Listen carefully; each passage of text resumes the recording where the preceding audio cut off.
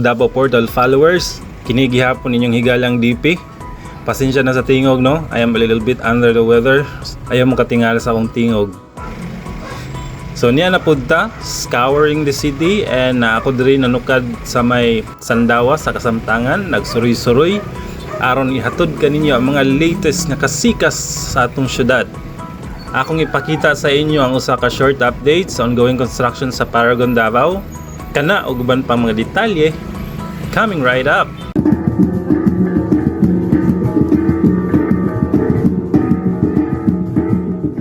Sa wala pa nakabalo, ang The Paragon Davao usa kini ka mixed-use development nga nahimutang sa may MacArthur Highway, Matina ning Dakbayan. Sa may corner Sandawa lang ni dapit, no? Dapit lang ni sa kanang sa may overpass sa may UM Matina. So before na to ipakita ang update, let's have a little bit of review of this project. Again, this is a mixed-use development by Sibulan Master, no? And with 4 components. First, the One Paragon Place, which is a residential condo with 26 floor. Based ka na sa ilang primer, no, nga document. 26 floor and 554 units available. So, ang available units na studio, 1 bedroom, 2 bedroom, and 3 bedroom units, no? Kining 3 bedroom, mauyata niya ang ilahang penthouse. O wala akong nagkamali. So sa kini nga mga units, makapili ang mga owners among the following views na ay mountain view, sea view, and napoy river view. Sa condominium amenities, mao ni ang ilahang available or gina-offer na ay lap pool, kids zone, social hall, fitness gym, na ay meeting room, open lounge, and sky deck. So mao na ang mga mga amenities nga gina-offer sa condominium, residential condominium sa The Paragon Davao. Nag-top off na ni sila. So pa lang nakabalo. And the units are set to be turned over in the 4th quarter of this year, 2023. So mao na ang residential component, no? So dirita sa second component. Ang second component is the Citadines Paragon Davao. They also call it service residences or condotel, and it has a total number of 19 floor, no? And it has a total number of 263 units. So na 263 units. Matud pa sa mga balita, Citadines Paragon Davao will be opening its door in 2024 with 263 hotel rooms and serviced residences. Kung mag-ask mo sa difference sa aning hotel rooms and service residences, na honestly mga some difference, no, sa akong gi-check, kung research. Ang isa sa mga difference nila is kining duration of stays. Usually hotel stays are short term, like days or week lang ang iyang duration. Service, on the other hand, ang duration ani could last like mga month long, no, month long ang duration kung service residences. Both will be offered in Citadines Paragon Davao. So muna siya, no? Ang third component is the Paragon Davao Convention Center, which has a total of 4,842 square meters gross floor area.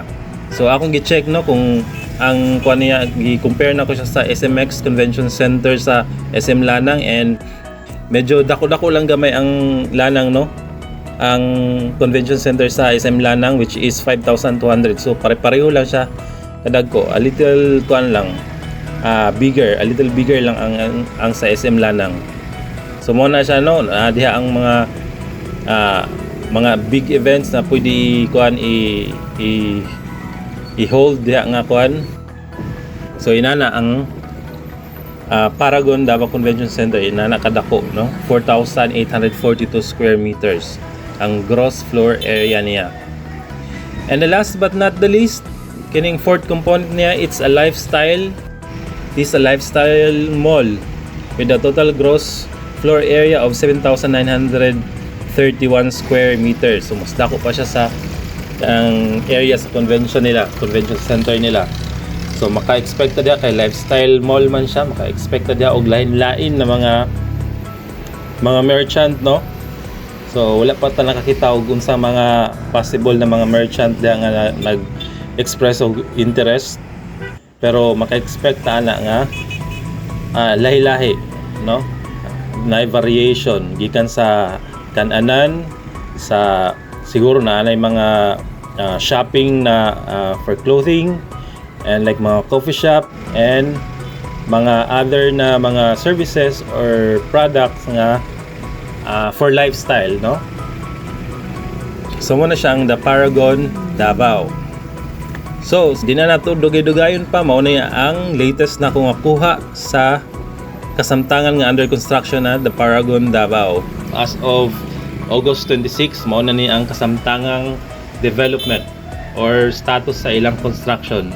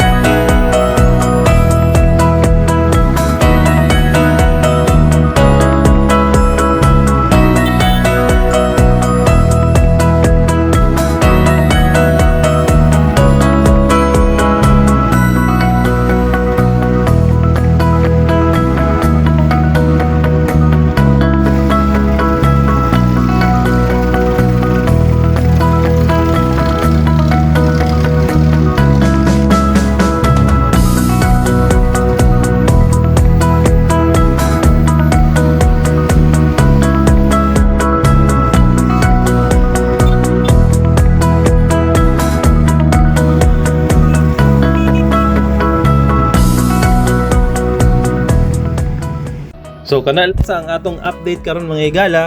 Daghang kayong salamat sa pag-tune in sa atong channel diri sa YouTube. And kung wala pa mo naka-subscribe, please do subscribe to our channel.